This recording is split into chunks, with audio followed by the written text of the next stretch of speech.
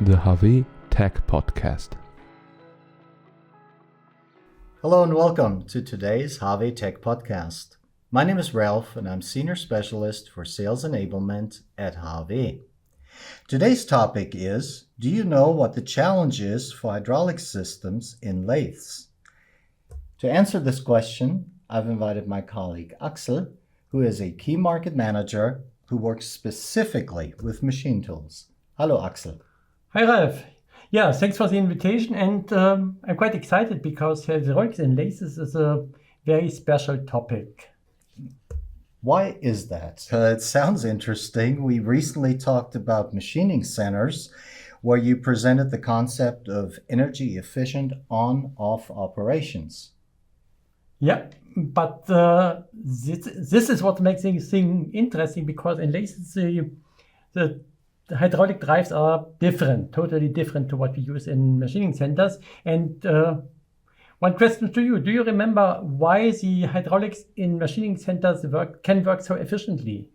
Well, I remember that all hydraulic functions and our seated valves are leakage free. So there are no permanent losses that the power unit has to compensate for, correct? Correct. And that is exactly what makes a difference. So the main hydraulic function, or the hydraulics in lathe machines as well, is for the auxiliary function only. Mm-hmm. And the main hydraulic function is for clamping the workpiece in the chuck. Okay. So how does that work? Because a lathe is known for rotating the workpiece. How do we get the hydraulic oil into the chuck? This is done by a so-called rotary union. Mm-hmm. That transfers the oil from the fixed hydraulic piping to the rotating workpiece. And this is where the challenge comes up, because these spindle workpiece can rotate up to 8,000 RPM. Okay. And that means this rotary union cannot be leakage free. So there is always an internal leakage in this rotary union. Okay. And how big is this leakage? It's depending on the size of the rotary union. It can be up to 4 and even 5 liters per minute. Oh. And in addition to that, many lathe machines are built at so-called double spindle machines. Mm-hmm. So we have 2 spindles, 2 rotary unions, and with that double the leakage, so it can be up to 10 liters per minute. Okay, so that's the workpiece clamping. That's definitely a challenge because of the leakage, as you mentioned. What other functions are there? The other functions are a little bit more simple, because there's no additional leakage on this. It's again something like clamping the axis or activating the tool changer. Mm-hmm. The challenge at the tool changers is that they can require a very high flow for a very short time. Okay. Now, what does this mean in real terms for hydraulic systems? Yep. The challenges are, on the one hand, we need to supply a constant flow to compensate the leakage of the rotary union. Mm-hmm. And this flow generates a lot of heat, so we need a good cooling. Mm-hmm.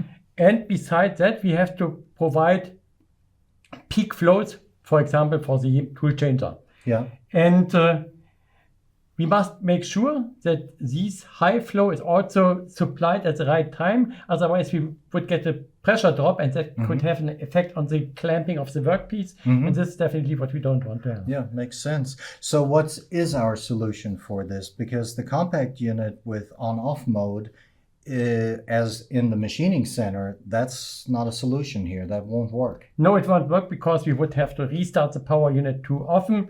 And we still, so we have different concepts. Let me start with the first one, of course. Mm-hmm. We still use an accumulator.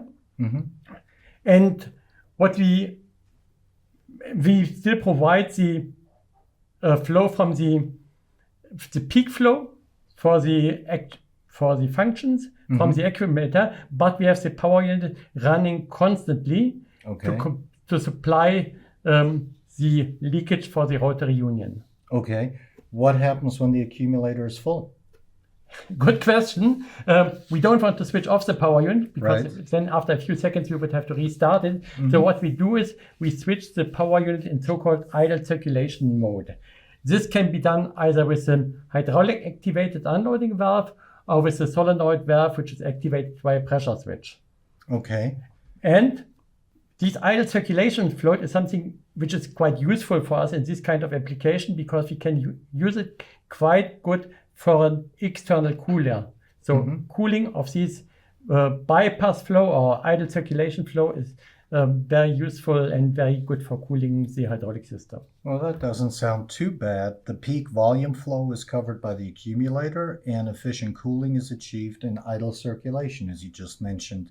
So we've pretty much already mastered all the challenges as well, haven't we? We did. It is a well-proven concept, but the disadvantage of this system is that it consumes a relatively high amount of energy because this idle circulation mode is not very efficient. So there's a desire to build a more efficient system. Okay, so what does this alternative look like?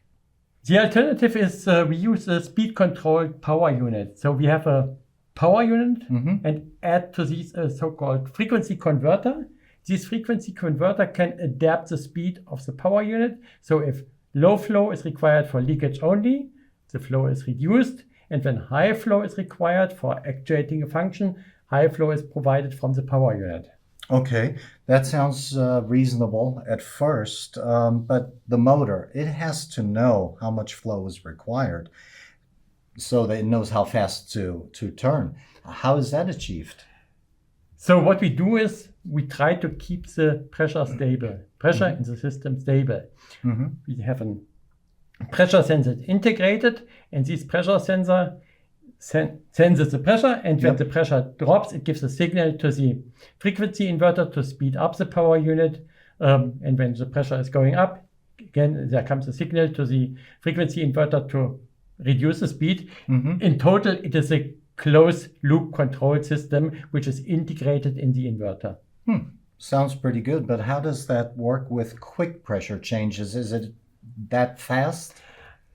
Very good question, because in our power units, we have asynchronous motors, and those asynchronous motors do not accelerate too fast. So it roughly requires about 0.5 seconds to speed up from low speed to very high speed. And this is not enough to prevent the pressure drop. Okay, so how do we deal with cooling in this system? One more thing, about too fast, because we still have to handle this pressure drop. And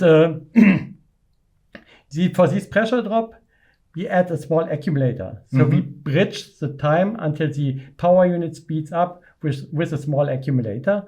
And now back to your question regarding the cooling. Exactly. It was a good question because we need to do this cooling, but we don't have this idle circulation flow anymore. Exactly. So what we do is we use our housing for the cooling. This is a well-proved concept in our compact power units. We use it in other compact power units as well. And we can do that in this case because the energy consumption and with that the heat dissipation of the power unit is lower than in the previous system. So cooling the housing with a blower is working quite well in this kind of application. Okay, but that should incur some costs. A blower eats energy. So it seems to me that the solution with a frequency converter is significantly more expensive than the accumulator charging circuit with the idle circulation mode. Isn't that correct? Yeah, you're right. But on the other hand, these additional costs are saved and are paid back by the energy savings. So you have to pay less for the energy, but initially you have to pay more for the power unit. Okay. You can decide, up to you. Well, that makes sense. Anything else you'd like to add? No, I think that's it so far. Okay. We spoke about both systems and yeah. Very good. Then let me try to summarize this very detailed explanation of yours and make sure that we hit all the main points. So the hydraulic system in a lathe must, first of all, continuously supply leakage oil for the rotary union. It has to provide a high flow for other functions for a short time and be cooled efficiently, what we talked about. Now, HAWE has two options to do this. The accumulator charging system with idle circulation, in which the circulating flow is used for cooling, or the speed-controlled power unit with frequency converter, which adjusts the volume flow to the demand and is cooled by a fan, as you explained, but supplemented by an accumulator tank to bridge the reaction time. Is that correct? Yeah, that's correct. Both concepts are working well. The one is more expensive in the beginning, but it saves energy, so you can decide on what you want to use for your system. Okay. Well, thank you very much for explaining this very interesting topic. And to our audience, thank you for paying attention and listening to this interesting conversation. Goodbye. Bye-bye.